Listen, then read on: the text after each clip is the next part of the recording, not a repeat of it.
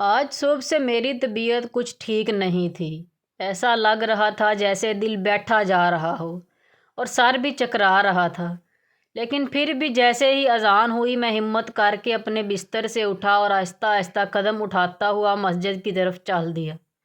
لیکن راستے میں بھی مجھے بار بار ایسا محسوس ہو رہا تھا جیسے میں ابھی گر جاؤں گا۔ نہ جانے میری یہ کیفیت کیوں تھی، لیکن یہ جو دل بیٹھے جا رہا تھا اس نے مجھے بہت پریشان کیا ہوا تھا۔ میں مسجد تو پہنچ گیا، لیکن اب اس بات کا ڈر تھا نہ جانے میں نماز بھی ادا کر سکوں گا کہ نہیں۔ لیکن پھر میں وضو کر کے پہلی صف میں آ کر اپنی مخصوص جگہ پر بیٹھ گیا۔ میں ہمیشہ اسی مسجد میں اسی جگہ پر نماز ادا کرتا۔ اب بھی میں اپنی جگہ پر آ کر بیٹھ گیا۔ آہستہ آہستہ نمازیوں سے مسجد بھرنے لگی اور پھر کچھ ہی دیر بعد امام صاحب نے جماعت شروع کروا دی۔ جیسے ہی جماعت شروع ہوئی تو وہی مخصوص خوشبو مجھے محسوس ہوئی اور پھر کچھ دیر بعد کوئی آ کر میرے ساتھ بیٹھ گیا۔ میں اب اس وجود کا عادی ہوتا جا رہا تھا اور مجھے بخوبی احساس تھا کہ میرے نماز شروع کرتے ہی وہ آ کر میرے ساتھ بیٹھ جاتی ہے۔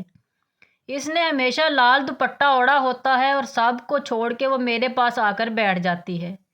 مجھے یہ سب بہت عجیب لگتا تھا، لیکن اب وقت کے ساتھ ساتھ مجھے اس کے وجود کی عادت ہوتی جا رہی تھی۔ میں اب اس کے وجود کا عادی ہو چکا ہوں، لیکن نماز پڑھنے کے دوران آج میرے ساتھ عجیب واقعہ ہوا۔ میں چونکہ پہلے ہی کچھ بیمار تھا اور سر چکرا رہا تھا، اسی لیے جیسے ہی مجھے چکر آیا تو میں گرنے والا ہو گیا اور پھر دو ہاتھوں نے مجھے تھام لیا۔ میرا نام احمد ہے اور میں ایک 24 سال کا نوجوان مرد ہوں۔ میں یہاں پر اس علاقے میں کچھ عرصہ پہلے ہی آیا ہوں۔ اس سے پہلے میں گاؤں میں رہتا تھا۔ کچھ عرصہ پہلے ہی میری یہاں پر تعیناتی ہوئی ہے۔ اپنی تعلیم مکمل کرنے کے بعد میں نے یہاں پر نوکری کے لیے اپلائی کر دیا اور پھر مجھے ایک بڑے اچھے ادارے سے نوکری کی آفر آ گئی اور میں نے بھی اسے قبول کرنے میں زیادہ وقت نہیں لگایا۔ میں گاؤں میں اپنی امی ابا کے ساتھ رہتا تھا۔ میرے ابا چودھری کا مزارع تھا اور چودھری کی زمین پر ہی فصل لگاتا تھا۔ چودھری اسے زمین ٹھیکے پر دیتا تھا۔ ابا اسی لیے اتنی محنت کرنے کے باوجود زیادہ کچھ نہیں بنا پائے، کیونکہ اس محنت کا سارا صلہ اور منافع چودھری کو ملتا تھا۔ ہم کمی کمین لوگ تھے جو چودھری کی زمین پر کھیتی باڑی کر کے اپنا رزق کما رہے تھے۔ یوں تو میرے ابا کا ارمان تھا کہ وہ اپنی زمینیں واپس لے لیں، کیونکہ ایک بار میرے دادا کو کچھ رقم کی ضرورت پڑی تھی۔ انہوں نے چودھری سے کچھ قرض لے کر اپنی زمین ان کے پاس گروی رکھوا دی، لیکن چودھری کے قرض کے ساتھ وہ رقم بڑھتی گئی کیونکہ اس کے اوپر سود لگتا تھا اور پھر ایک وقت آیا کہ وہ زمین دے کر ہی جان چھوٹی۔ اب میرے ابا کو اس بات کا بڑا افسوس تھا۔ ان کا بہت ارمان تھا کہ انہیں وہ زمین واپس مل جائے۔ وہ جب بھی زمین کے پاس سے گزرتے ان کا دل وہیں پر رہ جاتا۔ وہ کتنی دیر کھڑے ہو کر اپنے کھیتوں کو دیکھتے رہتے۔ انہیں وہاں سے اپنے باپ کے ہاتھوں کی خوشبو آتی ہے اور ان کا دل آگے بڑھنے سے انکاری ہو جاتا ہے۔ یہ محبت میں بچپن سے دیکھ رہا تھا۔ اس زمین کو لے کر ابا بہت زیادہ جذباتی تھے۔ انہیں وہ زمین بہت عزیز تھی۔ وہ جب بھی مجھے اسکول چھوڑنے جاتے یا گھر سے کھیتوں میں جاتے تو سب سے پہلے اسی زمین پر کچھ دیر کے لیے ضرور رکتے۔ میں ابا کا یہ جذباتی پن محسوس کر سکتا تھا۔ اب تو مجھے بھی ایک عادت سی ہو گئی تھی۔ میں جب بھی ابا کے ساتھ جاتا ان کے ساتھ وہاں پر کچھ دیر ضرور رکتا۔ اس کے علاوہ بھی مجھے ایسا محسوس ہوتا جیسے وہ زمین مجھے پکارتی ہے۔ مجھے خود بھی اس زمین کے ساتھ ایک انسیت ہوتی چلی گئی تھی۔ اسی لیے ایک دن جب میں ابا کے ساتھ اسکول جا رہا تھا تو ابا وہاں پر کچھ دیر رکے تو ان کی آنکھوں سے آنسو بہنے لگے۔ میں ابا کے قریب چلا آیا اور ان کے آنسو اپنے ہاتھوں سے صاف کر کے کہنے لگا، ابا تو اداس مت ہو، میں بڑا ہو جاؤں گا تو یہ زمین تجھے ضرور خرید کر دوں گا۔ میں نے ابا کی آنسو صاف کرتے ہوئے انہیں اپنے انداز میں تسلی دی تو ابا نے آگے بڑھ کر مجھے فوراً سینے سے لگا لیا اور پھوٹ پھوٹ کر رونے لگے۔ دراصل آج میرے دادا کی برسی تھی اور شاید اسی لیے بھی ابا ایسے جذباتی ہو گئے تھے۔ اسی لیے انہیں دادا کی زیادہ یاد ستا رہی تھی۔ آج ابا زیادہ وقت وہاں پر رکے رہے اور پھر مجھے لے کر اسکول کی طرف چل پڑے۔ میں راستے میں ابا سے باتیں کرتا رہا اور یہی کہتا رہا کہ ابا تو پریشان مت ہو، دل چھوٹا مت کر، میں جلد ہی پڑھ لکھ کر بڑا افسر لگ جاؤں گا اور پھر وہ زمین تجھے خرید کر دوں گا۔ میں ابا کو اپنے انداز میں تسلیاں دیتا جا رہا تھا۔ ابا کبھی میری باتوں پر ہنس دیتا اور کبھی مسکرا کر مجھے دیکھتا۔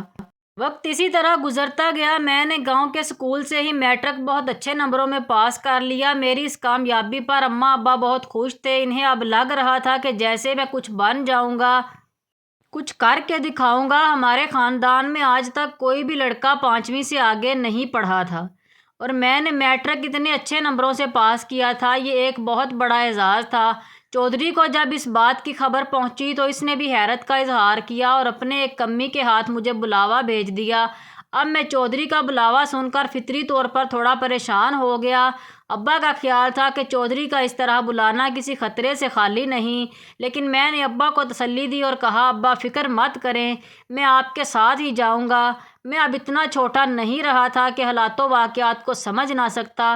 ویسے بھی گاؤں میں پلنے کے بعد میں یہاں کے ماحول کو اچھی طرح سمجھتا تھا اور ابا کے ڈر کو بھی بخوبی جانتا تھا۔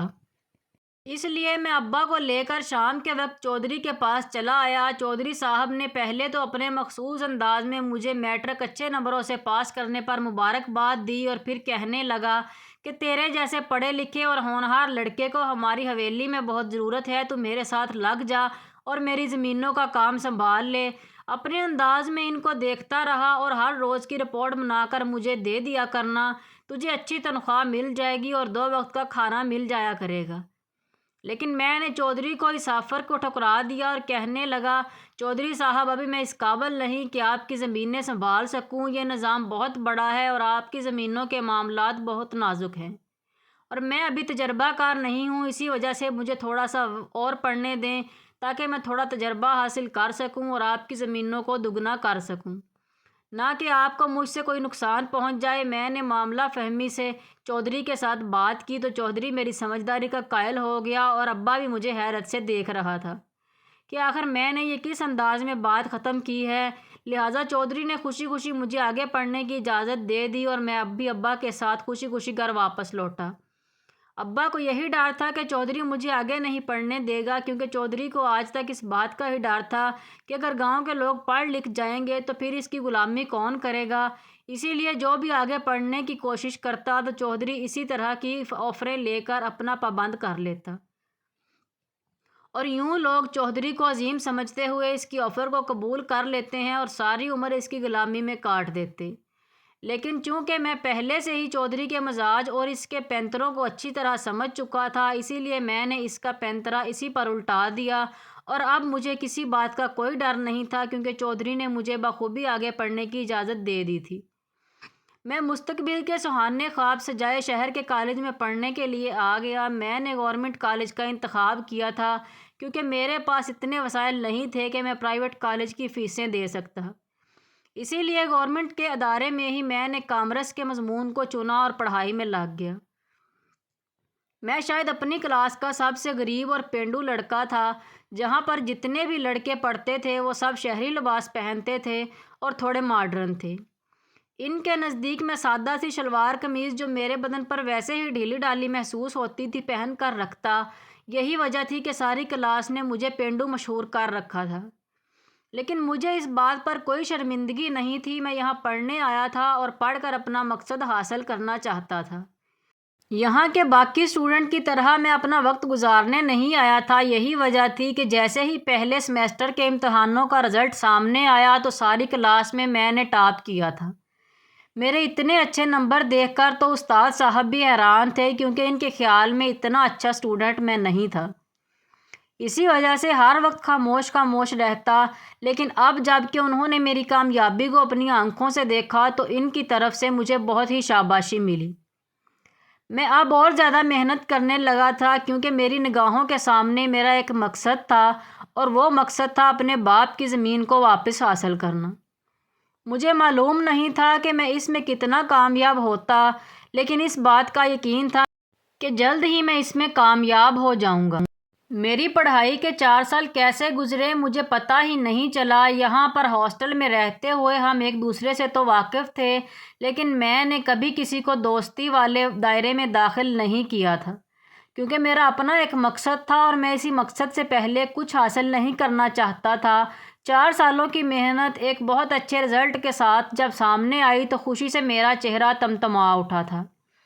میرے خاندان کے لوگوں نے جب میری کامیابی کی خبر ٹی وی پر سنی تو انہیں یقین ہی نہیں ہو رہا تھا۔ ان کا خیال تھا کہ شاید ٹی وی جھوٹ بول رہے ہیں، لیکن وہ سب سچ تھا۔ میں اب اپنے گاؤں واپس آ چکا تھا۔ یوں تو میرا ارادہ تھا کہ میں آگے اسی میں ہی ایم فل کروں، اسی وجہ سے ابھی میں 2-4 ماہ گاؤں میں گزارنا چاہتا تھا، لیکن ان دنوں میں ایک عجیب بات ہو گئی جس کی وجہ سے مجھے دوبارہ شہر آنا پڑا اور نوکری ڈھونڈنی پڑی کہ جیسے ہی میں گاؤں آیا چودھری صاحب کو پتہ چلا تو انہوں نے مجھے پھر بلاوا بھیجا اور کہا کہ اگر میں چاہوں تو ان سے اپنی زمین واپس لے کر اس کے اوپر فصل کاٹ سکتا ہوں، لیکن اس فصل کا مجھے صرف 30% ملے گا جبکہ باقی 70% چودھری صاحب کو ملے گا۔ لیکن جو بھی ہے، پر مجھے یہ آفر قابل منظور نہ تھی، اسی لیے میں نے انکار کر دیا۔ اب کی بار چودھری کو میرے انکار پر بہت غصہ آیا، لیکن اس نے مجھے سوچنے کے لیے 3 دن کا وقت دے دیا۔ ابا کو جب یہ بات پتہ چلی تو وہ خود بھی پریشان ہو گئے اور کہنے لگے کہ چودھری اب کی بار پیچھے نہیں ہٹے گا اور نہ ہی تمہاری باتوں میں آئے گا۔ یہاں تمہیں وہ زمین لے کر اس کے اوپر کھیتی باڑی کرنا پڑے گی۔ یہاں پر چودھری کی غلامی کے علاوہ اس کی زمینوں کا حساب رکھنا ہوگا، لیکن میں چودھری کے ساتھ کام کرنا ہی نہیں چاہتا تھا۔ اس لیے ابا کو بغیر بتائے میں چپکے سے صبح کی پہلی بس سے شہر چلا آیا اور یہاں پر آ کر مختلف اداروں میں اپنی نوکری کے لیے اپلائی شروع کر دیا، اور پھر شاید میری قسمت اچھی تھی کہ کچھ ہی عرصے بعد مجھے ایک بہت اچھے ادارے میں بڑی اچھی نوکری مل گئی۔ میں اب بہت خوش تھا۔ ابا سے میں نے چودھری کے بارے میں پوچھا تو ابا کہنے لگے کہ وہ اب بھی تمہارے انتظار میں ہیں کہ کب تم آتے ہو اور چودھری کی آفر کو قبول کرتے ہو۔ لیکن مجھے سرے سے چودھری میں کوئی دلچسپی نہیں تھی، اس لیے میں نے ابا کو انکار کر دیا اور کہا کہ آپ ان سے معذرت کر لیں۔ ابا بھی چونکہ اس بات کو سمجھتے ہیں اس لیے وہ کچھ نہیں بولے، اور پھر جیسے ہی پہلی تنخواہ میرے ہاتھ میں آئی میں نے وہ ابا کے ہاتھ پر رکھ دی، جسے دیکھ کر ابا بہت زیادہ خوش ہوئے۔ وہ اتنا خوش ہوئے کہ ان کی آنکھوں سے آنسو بہنے لگے۔ جو کہ پہلے ہی ہاسٹل میں رہ رہا تھا، لیکن اب میرا رابطہ تھا کہ میں بیکنگ گیسٹ کے طور پر ایک کمرہ لے لوں، کیونکہ ہاسٹل میں زیادہ تر وہ لڑکے تھے جو کہ ابھی پڑھ رہے تھے یا پھر وہ لڑکے تھے جو اپنے گھر والوں سے ناراض ہو کر کرائے پر بیٹھے تھے۔ میں اب ہاسٹل میں نہیں رہنا چاہتا تھا، اسی لیے میں نے جلد ہی ایک مناسب سا کمرہ تلاش کیا اور وہاں پر شفٹ ہو گیا۔ مجھے ابھی اس علاقے میں آئے ہوئے 25 دن ہونے والے تھے۔ میں یہاں پر بہت خوش تھا اور سکون میں تھا۔ اماں ابا نے چونکہ مجھے بچپن سے ہی نماز کی عادت ڈالی ہوئی تھی، میں نماز کی پابندی کرتا تھا اور میری کوشش یہی ہوتی تھی کہ میں مسجد میں جا کر نماز ادا کروں۔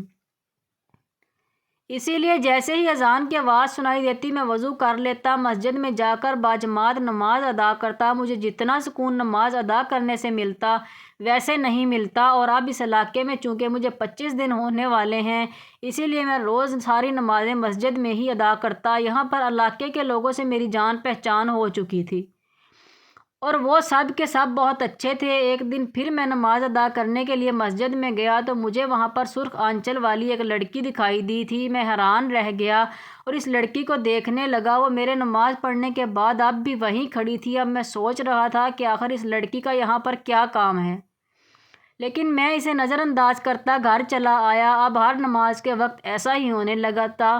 میں جب بھی وہاں پر نماز ادا کرنے کے لیے جاتا تو مجھے مسجد میں وہ لڑکی دکھائی دیتی، سرخ آنچل میں لپٹی ہوئی، اور وہ اکثر میرے پاس آ کر بیٹھ جاتی۔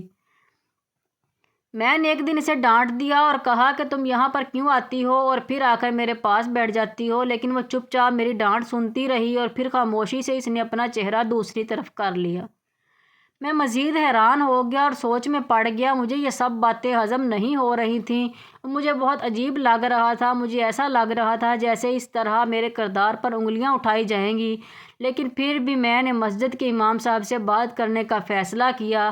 میرا خیال تھا کہ ان کے ساتھ بات کر کے میں اس مسئلے کا حل نکال لوں گا کہ آخر وہ لڑکی میرے پاس کیوں آتی ہے اور یہاں پر کیوں بیٹھتی ہے۔ میں نے جیسے ہی موقع دیکھا، نماز کے بعد امام صاحب اکیلے بیٹھے ہوئے تھے، میں ان کے پاس چلا گیا اور سلام دعا اور خیر خیریت کے بعد میں نے ان سے کہا، امام صاحب مجھے آپ سے بہت ضروری بات کرنی ہے۔ تو وہ کہنے لگے، ہاں بولو بیٹا کیا کہنا ہے۔ امام صاحب میں جب یہاں سے مسجد میں آ رہا ہوں، مجھے یہاں پر ایک لڑکی دکھائی دیتی ہے، وہ ہمیشہ میرے پاس آ کر بیٹھ جاتی ہے، اس نے سرخ رنگ کا دوپٹہ لیا ہوتا ہے۔ حیرت ہے آپ نے بھی آج تک کبھی اسے منع نہیں کیا، مجھے اس طرح اچھا نہیں لگتا، کہیں ایسا نہ ہو اس کی وجہ سے میرے کردار پر انگلیاں اٹھائی جائیں۔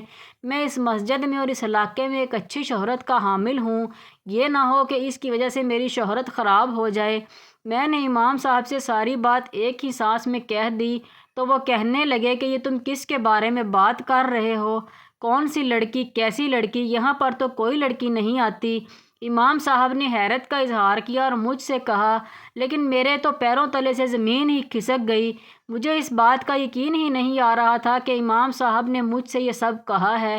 میں پریشانی سے انہیں دیکھتا رہ گیا اور پھر ان سے کہا، امام صاحب کیا واقعہ آپ کو یہ لڑکی دکھائی نہیں دیتی؟ تو وہ کہنے لگے، نہیں، میں نے تو اسے کبھی نہیں دیکھا۔ امام صاحب کی بات نے صحیح دو معنوں میں میرے رونگٹے کھڑے کر دیے تھے۔ مجھے واقعہ اس بات پر یقین نہیں آ رہا تھا کہ انہیں اس لڑکی کے بارے میں کچھ پتہ نہیں ہے۔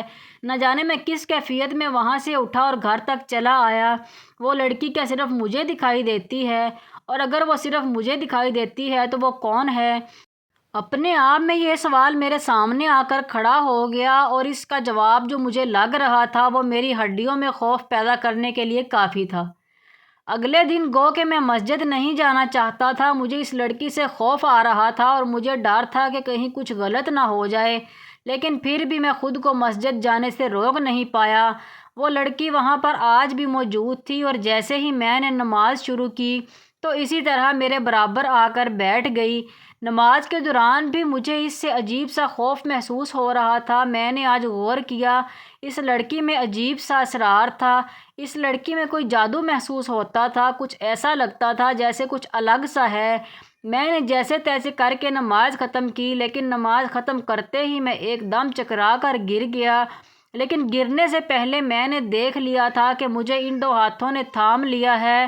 میری آنکھوں میں یک بیک خوف اور حیرت کا تاثر ابھر آیا، لیکن میں بے ہوش ہو کر گر چکا تھا، اور پھر جب مجھے ہوش آیا تو میں مسجد کے ہی ایک طرف لیٹا ہوا تھا اور میرے پاس امام صاحب بیٹھے ہوئے تھے۔ میں نے اٹھنے کی کوشش کی تو امام صاحب نے کہا، لیٹے رہو، ابھی تمہیں انجیکشن لگا ہے جس کی وجہ سے چکر آئیں گے، کچھ دیر کے بعد اٹھ جانا۔ میں دوبارہ لیٹ گیا اور امام صاحب سے کہا، مجھے کیا ہوا تھا؟ تو وہ کہنے لگے، تم بے ہوش ہو کر گر گئے تھے، پھر مسجد کے ہی کچھ لوگوں کی مدد سے میں تمہیں یہاں پر لے آیا اور ڈاکٹر صاحب کو بلوایا۔ انہوں نے کہا کہ شاید تم نے کوئی پریشانی لی ہے جس کی بدولت تم بے ہوش ہو گئے تھے۔ امام صاحب نے مجھے بتایا تو مجھے ایک دم سے وہ لڑکی پھر سے یاد آ گئی، میری آنکھوں میں خوف اتر آیا۔ امام صاحب نے شاید وہ خوف محسوس کر لیا تھا، اس لیے مجھے کہنے لگے، کیا ہوا ہے؟ تم اتنا کیوں ڈر رہے ہو؟ تو میں نے چند لمحے سوچنے کے بعد ان سے کہا، امام صاحب وہ لڑکی اب بھی مجھے دکھائی دیتی ہے اور یہیں پر موجود ہوتی ہے، گرنے سے پہلے اسی نے مجھے تھاما تھا۔ میں نے امام صاحب کو سب کچھ بتا دیا تو امام صاحب کہنے لگے، تم مجھے اس بارے میں پہلے بتاتے تو میں ضرور تمہارے لیے کچھ نہ کچھ سوچتا۔ اب جب تمہیں وہ لڑکی دکھائی دے تو تم مجھے بتانا، میں تمہیں ایک پڑھائی بتاتا ہوں، تم وہ پڑھائی کرتے رہو، انشاءاللہ وہ تمہیں کوئی نقصان نہیں پہنچائے گی۔ امام صاحب کی بات سن کر میں تھوڑا مطمئن ہو گیا، تاہم دل میں ابھی بھی اندیشہ تھا اور میں خوف کا شکار تھا۔ میں نے کچھ دیر مسجد میں ہی آرام کیا اور پھر وہاں سے اٹھ کر گھر چلا آیا۔ میں اب مطمئن تھا کیونکہ مجھے اس بات پر اطمینان تھا کہ امام صاحب ضرور اس مسئلے کا حل کر لیں گے۔ اگلے دن میں پھر مغرب کی نماز پڑھنے کے لیے مسجد میں چلا آیا۔ دن کے وقت تو میں دفتر میں تھا، اسی وجہ سے وہیں پر نمازیں ادا کیں، مگر جب مغرب کی نماز کے لیے جیسے ہی آیا تو کچھ دیر بعد پھر سے وہ لڑکی میرے پاس آ کر بیٹھ گئی۔ میں خوفزدہ ہو گیا، تاہم میں نے اس پر کچھ بھی ظاہر نہیں کیا۔ نماز کے بعد میں امام صاحب سے ملا اور انہیں اس لڑکی کی موجودگی کے بارے میں بتایا۔ امام صاحب نے میرے اوپر دم کیا اور کہا، تم پریشان مت ہو، وہ تمہیں کوئی نقصان نہیں پہنچا رہی، تو ہم ابھی اس کو کچھ نہیں کہہ سکتے۔ میں بھی امام صاحب کی بات سے مطمئن ہو گیا کیونکہ وہ واقعہ مجھے کوئی نقصان نہیں پہنچا رہی تھی۔ میں مسجد سے گھر کی طرف چل پڑا، لیکن آج مجھے ایسا محسوس ہو رہا تھا جیسے میرے ساتھ کوئی چل رہا ہے۔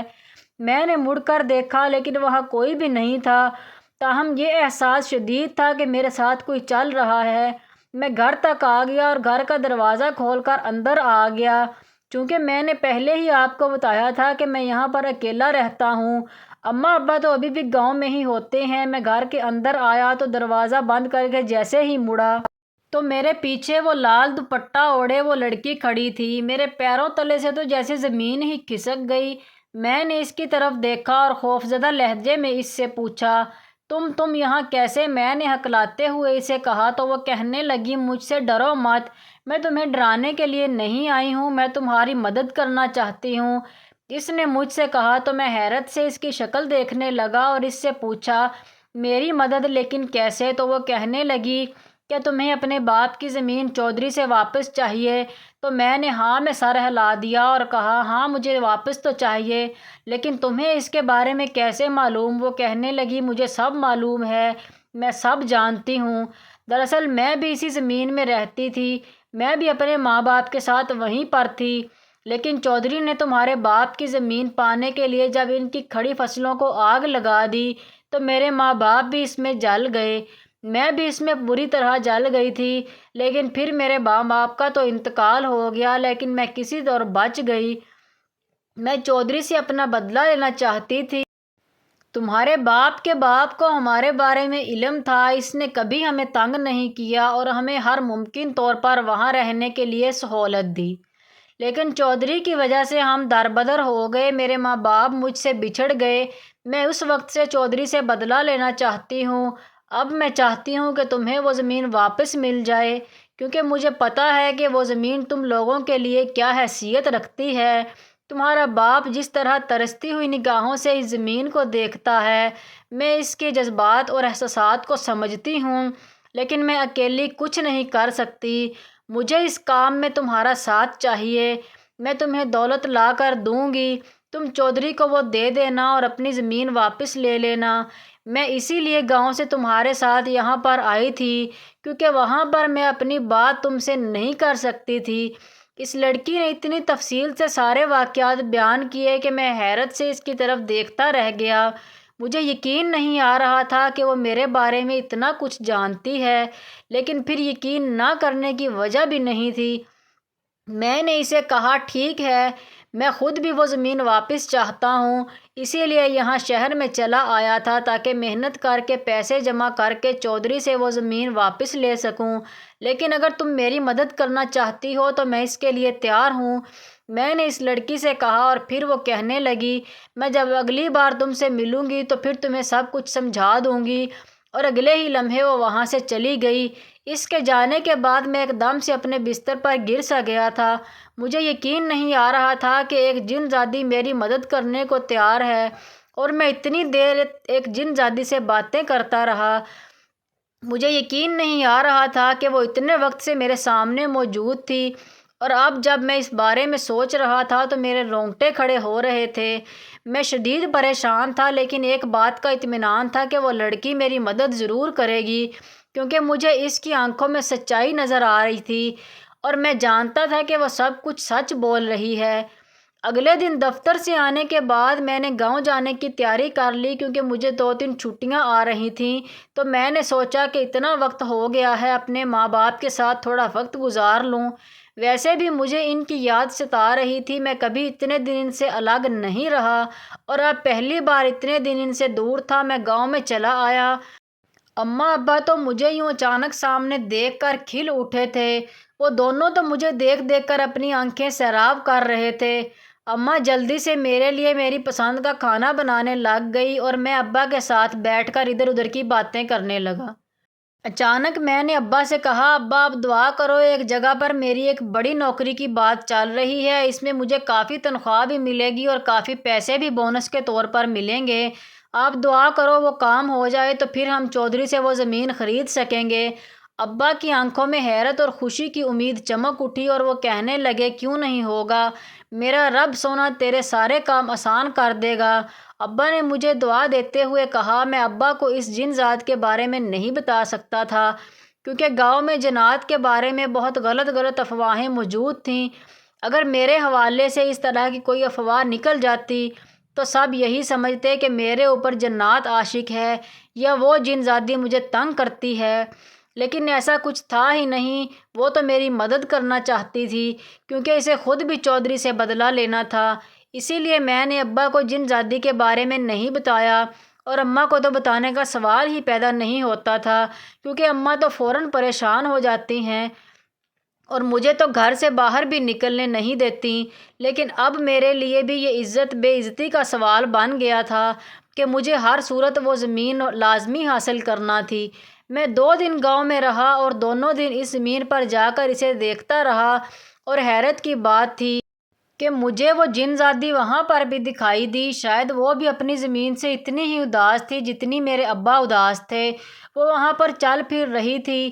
شاید اسے اپنے ماں باپ کی بے بسی یاد آتی ہوگی، یا پھر اسے اپنا گزرا وقت یاد آتا ہوگا تو وہ وہاں پر آ جاتی ہوگی۔ میں اس کے دکھ درد کو محسوس کر سکتا تھا کیونکہ اس کے ساتھ بھی تو آخر جاتی ہی ہوئی تھی۔ چودھری نے اس کے ساتھ جو کچھ کیا وہ غلط تھا۔ گاؤں میں 2 دن رہنے کے بعد اب میں دوبارہ دفتر واپس آ گیا تھا۔ مجھے اب انتظار تھا کہ کب وہ جن زادی آتی ہے اور مجھے بتاتی ہے، اور پھر مجھے زیادہ انتظار نہیں کرنا پڑا۔ 1 ہفتے کے بعد ہی وہ آ گئی اور اس نے مجھے ڈھیر سارے پیسے دیے اور کہا کہ چودھری کے ساتھ جا کر ڈیل کرو۔ لیکن اتنے پیسے دے کر میں حیرت سے ششدر رہ گیا اور میں سوچ میں پڑ گیا کہ آخر میں ایک دم سے چودھری کے پاس یہ سارے پیسے لے کر گیا تو چودھری کہیں مجھ پر کوئی الزام ہی نہ لگا دے۔ اور پھر مجھے اپنے ماں باپ کا بھی پتہ تھا، وہ بھی یہی سمجھتے کہ شاید میں نے کہیں چوری نہ کر لی ہو، کیونکہ اتنے پیسے ہماری اوقات سے باہر تھے۔ اسی لیے میں نے اسے کہا کہ میں ایک دم اس طرح چودھری کے ساتھ بات نہیں کر سکتا، ہمیں کچھ وقت انتظار کرنا ہوگا۔ میں موقع مناسب دیکھ کر پھر ہی اس سے بات کروں گا۔ اور پھر میں اس بارے میں لاہے عمل تیار کرنے لگ گیا۔ اور پھر 1 مہینے بعد میں دوبارہ گاؤں گیا اور جا کر ابا سے بات کی اور انہیں کہا کہ میرے ساتھ چلیں، ہم مل کر چودھری سے بات کرتے ہیں۔ ابا خوش بھی تھے لیکن ڈر بھی رہے تھے۔ ان کا خیال تھا کہ کہیں چودھری اس بات پر خفا ہی نہ ہو جائے کیونکہ چودھری کسی طور بھی وہ زمین نہیں دے گا۔ لیکن میں نے انہیں کہا کہ ہم ایک بار چل کر بات کرتے ہیں اور پھر اس کے بعد دیکھتے ہیں، اگر چودھری مان گیا تو ٹھیک ہے، لیکن اگر نہیں مانا تو پھر ہم کوئی اور طریقہ سوچیں گے۔ میں ابا کو لے کر چودھری کے ساتھ بات کرنے کے لیے چلا آیا۔ پہلے تو چودھری ہماری بات سن کر کتنی دیر مجھے اور ابا کو دیکھتا رہا۔ اس کی خاموشی ہمیں بہت عجیب محسوس ہو رہی تھی، لیکن کیا کرتے، مجبوری تھی، ہمیں تو اپنی زمین کا لالچ تھا۔ چودھری سے میں نے دوبارہ پوچھا اور کہا، چودھری صاحب آخر آپ بتا کیوں نہیں دیتے کہ آپ کی کیا ڈیمانڈ ہے؟ ہمیں وہ زمین واپس چاہیے۔ تو کچھ دیر بعد وہ کہنے لگا کہ میں وہ زمین فروخت نہیں کرنا چاہتا، لیکن چونکہ تم لوگوں نے وہ زمین قرضے میں ہاری تھی، اس لیے صرف تم لوگوں کے لیے میں زمین 60 لاکھ کی دوں گا۔ چودھری نے ایک دم اپنی ڈیمانڈ بتا دی۔ میں خاموشی سے چودھری کو دیکھتا رہا اور پھر کچھ سوچ کر میں نے چودھری سے کہا کہ چودھری صاحب میں آپ کو 3-4 قسطوں میں رقم ادا کرنا چاہتا ہوں کیونکہ مجھ سے یکمشت اتنی رقم نہیں دی جائے گی، تو آپ بتا دیں اس کا کیا طریقہ کار ہو۔ میری بات سن کر چودھری سوچ میں پڑ گیا اور کہنے لگا کہ ٹھیک ہے، تم اگر قسطوں پہ لینا چاہتے ہو تو پھر 80 لاکھ ہوں گے، اس سے کم ایک پیسہ نہیں ہوگا۔ چودھری نے ایک دم اپنی ڈیمانڈ بڑھا دی، تاہم چودھری کے انداز میں کچھ ایسا تھا جو مجھے عجیب سا محسوس ہو رہا تھا۔ ابا بھی خاموشی سے چودھری کی طرف دیکھ رہا تھا، لیکن چودھری کی آنکھوں میں جو تاثر تھا وہ بہت سرد تھا اور وہ تاثر ہماری ہڈیوں میں خون جما دینے والا تھا۔ میں نے اب کوشش کر کے 1 ماہ بعد چودھری کو 20 لاکھ کی رقم دے دی۔ چودھری وہ رقم دیکھ کر کافی دیر مجھے دیکھتا رہا اور پھر کہنے لگا کہ بہت اونچی ہواؤں میں اڑنے لگا ہے، تو ترقی کر رہا ہے، میں تیرے سے خوش ہوں۔ لیکن چودھری کے الفاظ کے برعکس اس کے انداز میں کوئی خوشی نہیں تھی۔ میں اسی لیے مؤدب سا بنا رہا کیونکہ ابھی تو مجھے اپنا مطلب تھا، مجھے وہ زمین ہر صورت واپس لینی تھی اور اس کے لیے میں ہر ممکن کوشش کر رہا تھا۔ اس کے 1 ماہ بعد پھر میں نے 20 لاکھ چودھری کو جمع کروا دیا اور کہا، اب تو آدھی رقم آ گئی ہے، اس لیے آپ میرے ساتھ اسٹامپ کر لیں۔ میری بات سن کر چودھری کو غصہ آیا اور کہنے لگا، میں تیری رقم کے لیے نہیں بیٹھا ہوا، وہ تو نے میری منتیں کی تھی، اس لیے میں زمین فروخت کرنے پر تیار ہو گیا، ورنہ میں تجھے تو کبھی نہیں دیتا۔ اگر ابھی بھی تجھے کوئی شک ہے تو اپنی رقم اٹھا اور یہاں سے چلا جا۔ چودھری نے غصے سے کہا اور یہ کہتے ہوئے اٹھ کھڑا ہوا اور اپنی کمر کے پیچھے ہاتھ باندھتا ہوا باہر نکل گیا۔ جبکہ میں جہاں کا تہاں کھڑا رہ گیا۔ لیکن اب مجھے یہی تھا کہ میں جتنی جلدی ہو سکتا ہے باقی رقم دے کر چودھری سے زمین اپنے نام کروا لوں، کیونکہ چودھری کے انداز مجھے کچھ بدلے بدلے سے لگ رہے تھے اور میرا خیال تھا کہ وہ اتنی آسانی سے مجھے وہ زمین نہیں دے گا، اور پھر میرا یہ خیال بالکل سچ ثابت ہوا ہے۔ جب میں نے باقی رقم دے کر بھی چودھری سے زمین اپنے نام منتقل کروانے کا کہا تو چودھری نے ایک دم زار قہقہ لگایا اور کہنے لگا، زمین کیسی؟ زمین کون سی؟ زمین تو کن ہواؤں میں ہے؟ بیٹا تو مجھے جانتا نہیں ہے، میں چودھری کرم داد ہوں، اس گاؤں کا چودھری۔ میں ایویں نہیں بنا یہاں پر حکومت کرتا، یہاں کے لوگ ایویں نہیں میرے نام سے کانپتے۔ تو نے اپنی زمین کے لیے جو پیسے دیے وہ ٹھیک ہے، لیکن وہ کیا ہے کہ اب میرا ارادہ بدل گیا ہے، مجھے کوئی زمین فروخت نہیں کرنی، اور جا یہاں سے چلا جا، جہاں رپورٹ کروانی ہے کروا دے۔ چودھری نے ایک دم پینترا بدل لیا اور اس کی یہ بات سن کر میرے پیروں تلے سے زمین کھسک گئی، کیونکہ میں چودھری کو 80 لاکھ کی رقم دے چکا تھا اور اب وہ یہ زمین میرے نام کرنے سے مکر رہا تھا۔ مجھے سمجھ نہیں آ رہی تھی میں اسے کیا کہوں، تاہم میں نے اسے کہا، چودھری صاحب یہ آپ زیادتی کر رہے ہیں۔ میں نے آپ کو زمین اپنے نام کرنے کے لیے رقم دی تھی، لیکن اب آپ اس ڈیل سے مکر رہے ہیں۔ چودھری کہنے لگا، کون سی ڈیل؟ کیسی ڈیل؟ کہاں پر سٹامپ ہوا؟ تیرے پاس کوئی گواہ ہے، کوئی ثبوت ہے تو دکھا اور اپنی زمین لے جا۔ چودھری نے ابھی اتنا ہی کہا تھا کہ ایک دم مجھے ایک مخصوص خوشبو محسوس ہوئی۔ میں نے چونک کر دیکھا تو سامنے وہی لڑکی جن زادی لال دوپٹہ اوڑھے کھڑی تھی۔ میں اس کی طرف امید بھری نظروں سے دیکھنے لگا اور پھر اس نے ایک دم چودھری کو اپنے ہاتھ سے اٹھا کر اوپر ہوا میں معلق کر دیا۔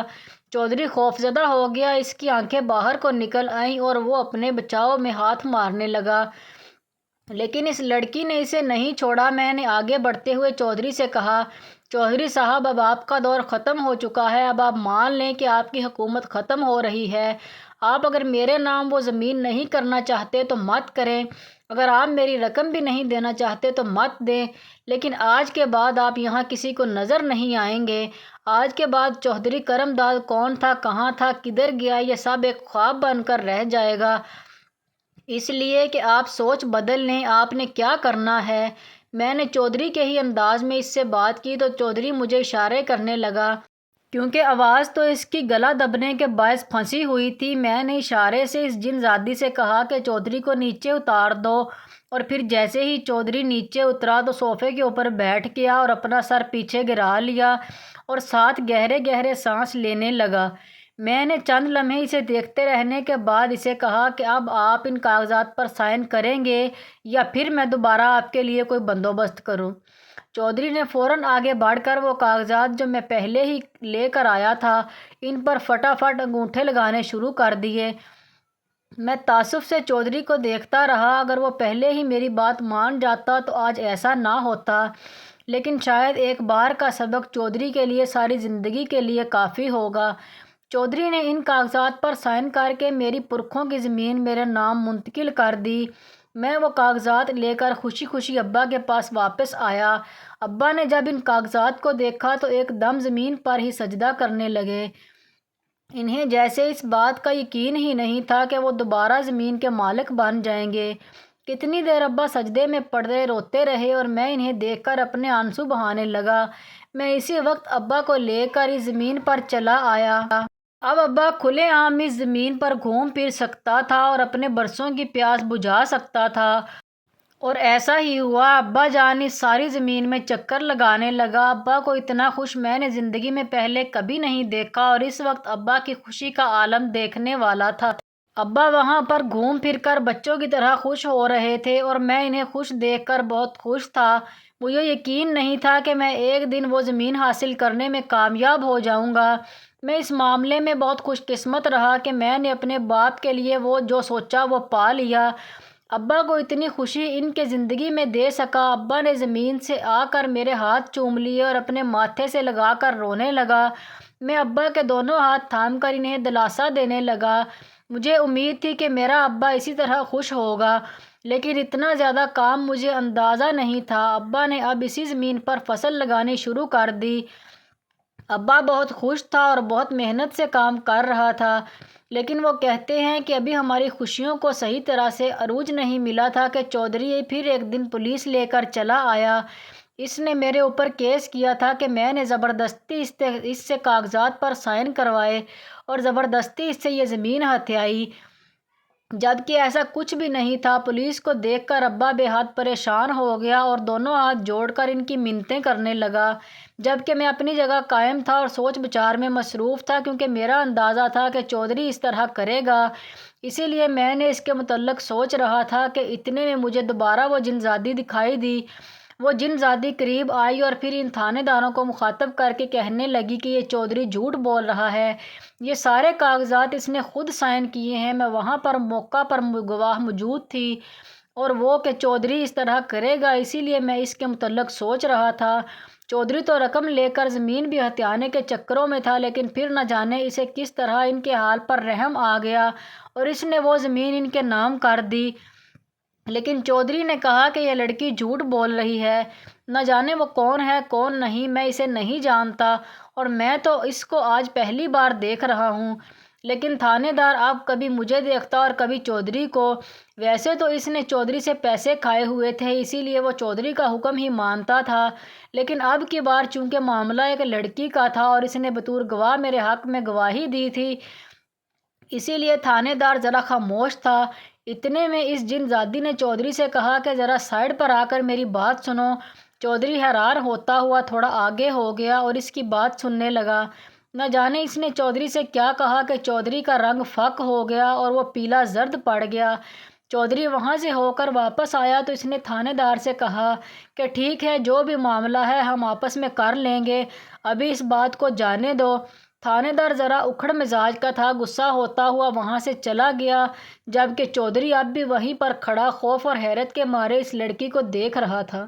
لیکن کچھ کہے بنا چودھری بھی وہاں سے چلا گیا۔ میں نے اس جنزادی سے پوچھا کہ تم نے چودھری سے کیا کہا تھا، تو وہ ہنسنے لگی اور کہنے لگی کہ میں نے چودھری سے کہا تھا کہ اس دن تو میں نے تمہیں چھوڑ دیا تھا، لیکن اب کی بار اگر تم نے دوبارہ اس طرح کی حرکت کی تو پھر میں تمہیں چھوڑوں گی نہیں۔ میری بات اور میری آنکھوں کی بہشت سے اسے میری دھمکی کا اندازہ ہو گیا تھا، اسی لیے اس نے یہاں سے جانے میں ایک پل نہیں لگایا۔ میں اس کی بات سمجھ چکا تھا، لیکن ابا اور اماں حیرانی کے ساتھ اسے دیکھ رہے تھے۔ میں نے جب مڑ کر دیکھا تو ابا مجھ سے پوچھ رہے تھے کہ یہ بچی کون ہے اور اس کا اس سارے معاملے سے کیا تعلق ہے۔ اب چونکہ سب کچھ صاف ہو چکا تھا اور سب کچھ ہمارے حق میں ہو چکا تھا، اس لیے ابا کو اس جن زادی کے متعلق بتانے سے میں کوئی حرج نہیں تھا۔ اسی لیے میں نے ابا کو اس جن زادی کے متعلق سب کچھ بتا دیا اور یہ بھی بتا دیا کہ اس نے کس طرح ہماری مدد کی اور کس طرح اس نے چودھری کو سبق سکھایا۔ وہ جن زادی وہیں پر کھڑی تھی۔ ابا نے اسے بہت دعائیں دیں اور کہا کہ اگر آج تم نہ ہوتی تو نہ جانے ہم دوبارہ وہ زمین حاصل بھی کر پاتے یا نہیں، ہماری 7 نسلیں بھی اتنی رقم اکٹھی نہ کر پاتیں جتنی تم نے ہمیں اعتبار کر کے دے دی۔ ابا نے تو جن زادی کا بہت شکریہ ادا کیا اور وہ مسکراتی ہوئی وہاں سے چلی گئی۔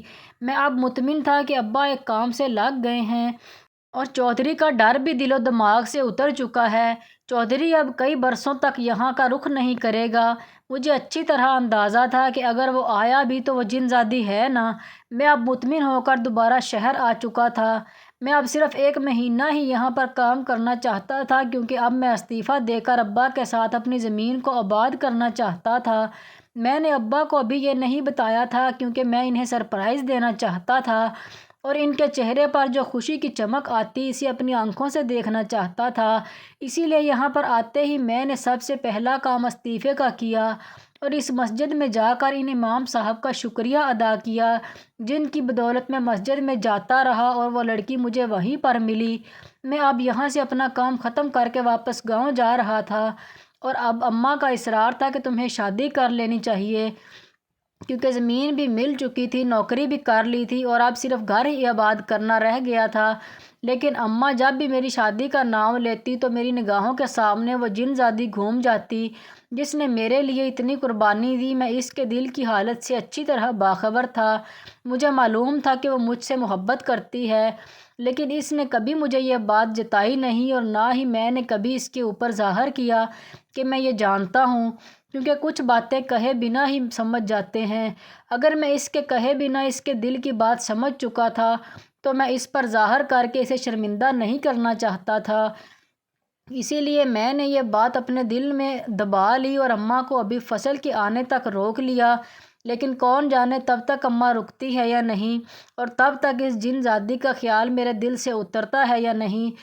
اور اب آج میں ابا سے پہلے ہی تیار ہو کر اپنی زمین پر جا چکا تھا۔ آج میرا پہلا دن تھا۔ سب سے پہلے اپنی زمین کی مہک اپنے اندر اتارتے ہوئے مجھے ایک سکون محسوس ہو رہا تھا، اور وہیں کہیں وہ جن زادی میرے آس پاس ہی موجود تھی۔ اس کے ہونے کا احساس مجھے اب بھی وہاں پر تھا، اور میں جانتا تھا کہ میری فصل آباد کرنے میں مجھ سے زیادہ اس کا ہاتھ ہوگا۔ مزید اسی طرح کی نئی ویڈیو دیکھنے کے لیے ہمارے چینل کو سبسکرائب کریں اور بیل آئیکن کو بھی دبا دیں تاکہ ہماری ہر نئی آنے والی ویڈیو کا نوٹیفیکیشن آپ کو ملے۔